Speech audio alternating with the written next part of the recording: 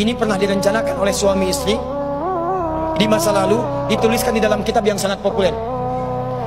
Persoalannya, begitu ibunya mengandung, istrinya mengandung, lahir anaknya usia 2 tahun, maaf, mereka punya rencana, anak ini insya Allah kita akan didik jadi lebih baik, keluarga kita lebih baik, anak ini akan jadi ulama. Qadarullah usia 2 tahun ayahnya meninggal. Ini kisah nyata. Ibunya ingat, saya tetap pertahankan untuk berubah jadi lebih baik, walaupun ayah tidak ada, saya single parent, saya rawat anak ini sebaik-baik. Usia 4 tahun anak ini, maaf ya, terkena penyakit buta permanen. Hijrah tidak akan sepi dengan ujian. Suami meninggal, single parent, anaknya kemudian buta permanen. Apa yang dilakukan oleh ibunya? Ibunya tetap berpedoman, Allah pasti akan berikan yang terbaik. Anak ini kemudian terus didoakan, bangkit di malam hari, perbanyak kemudian tingkatkan ibadah. Ingat ya rumus ini, orang tua yang rajin ibadah maka boleh jadi kebaikannya akan diturunkan pada anaknya. Ibunya yang berdoa, anaknya yang mendapatkan bagiannya. Matanya buta tapi diganti oleh Allah dengan ingatan yang luar biasa.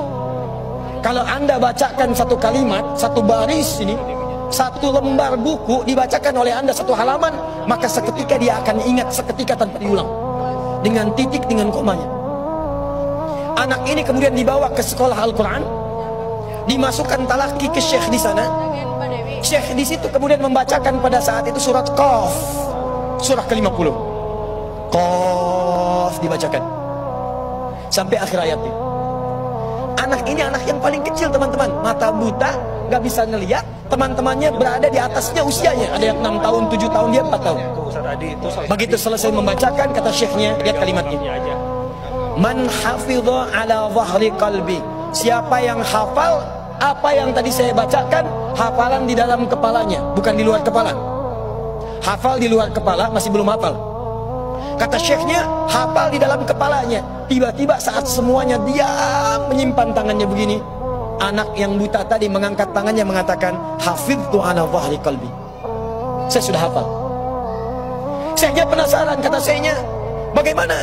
Diambil anaknya ke depan, diminta baca, Masya Allah, bacaannya bukan hanya hafal, makhrajnya, sifat hurufnya, tajwidnya, semua mirip dengan syekhnya. Kata syekhnya, minal an tadrusul hadis, dari sejak sekarang ananda mesti belajar hadis. Pulang ke rumahnya, diantar oleh asisten rumah tangga ibu tadi. Begitu nyampe di rumahnya, wajahnya gembira, mengatakan pada ibunya, ummi, ibu, tadi saya dipuji oleh saya begini, ada kejadian begini, saya seperti ini. Kata anak ini, minal an uridul hadis, ma, sekarang saya pengen belajar hadis. Kata ibunya, ya bunayya iktafi bil Quran, anakku sayang, kamu punya keterbatasan, supaya kamu nggak capek sekarang Quran dulu, baru setelah itu hadis. Kata anaknya, lah, dia percaya pada gurunya, dia percaya pada keyakinannya, dia katakan, ma, saya pengen belajar hadis. Dia tinggalkan ibunya sambil meraba jalan begini ke kamarnya. Perhatikan baik-baik, begitu ibunya melihat, ingat kemudian dengan suaminya, ingat tentang rencana mereka, ingat tentang mereka punya rencana masuk surga bersama-sama. Teman-teman, ibunya langsung masuk ke dalam kamar, dia bentangkan sajadahnya di mihrabnya, dia salat 2 rakaat, dia bermohon kepada Allah. Saat sujud itulah dia tumpahkan segala keinginannya. Perhatikan kalimatnya. Rahasianya ada di Quran surah ke-17 ayat 110 sampai dengan 111, paling kanan sebelah atas. Ya Allah yal basir, yalladzi ala kulli syai'in qadir, a'id basiratabni. Saya mau akhiri. Ketika tumpah air matanya, dia katakan, ya Allah yang maha melihat, mohon kembalikan penglihatan anak saya. Yal basir, yalladzi ala kulli syai'in qadir, a'id basiratabni. Begitu mengatakan kalimat itu, capek ketiduran. Kemudian pada saat itulah anaknya sedang mengulang surat Qaf di kamarnya. Begitu ibunya mengatakan ya basir, anaknya sampai pada ayat ke-22. Laqad kunta fi ghaflatin min hadza fakashafna 'anka ghita'aka wa basaruka al-yawma hadid. Ibunya menyebut ya basir, anaknya sampai di ayat wa basaruka al-yawma hadid. Dulu pandanganmu tertutup, sekarang kami akan buka, kamu akan melihat setelah ini dengan setajam-tajamnya. Ayat ini sebetulnya kemuliaan akhirat, tapi diturunkan mendapatkan kemuliaan dunia. Tiba-tiba setelah baca ayat ini, ibunya berdoa, bersamaan kalimatnya, tiba-tiba terbuka pandangannya. anak ini bisa melihat kembali. Saking kagetnya dia lompat, dia kejar ibunya. Ummi laqad ra'ait. Ma, saya bisa lihat lagi. Ma, saya bisa lihat lagi. Ibunya kaget kemudian terbangun. Dia peluk anaknya, dia katakan, "Nah, mungkin kamu melihat bukan dengan hatimu. Kamu melihat bukan dengan matamu. Rubbama ra'aita biqalbik laisa bi'ainik." Mungkin bukan matamu tapi hatimu.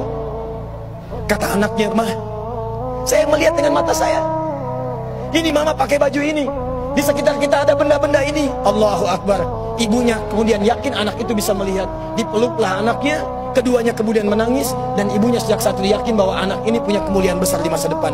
Maka disekolahkanlah kemudian tempat-tempat terbaik. Belajar hadis terbaik. Diingat segalanya. Cepat luar biasa.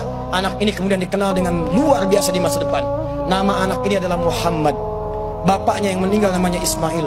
Kakeknya namanya Ibrahim. Kakek buyutnya Al-Mughirah. Eyang buyutnya Al-Bardizbah. Tinggal di kecamatan Ju'fah, di Kabupaten Bukhara, Provinsi Khorasan, negara Uzbekistan sekarang. Kelak di kemudian hari, dia dikenal dengan nama daerahnya Bukhara, dengan Al-Bukhari. Itulah kisah Imam Al-Bukhari.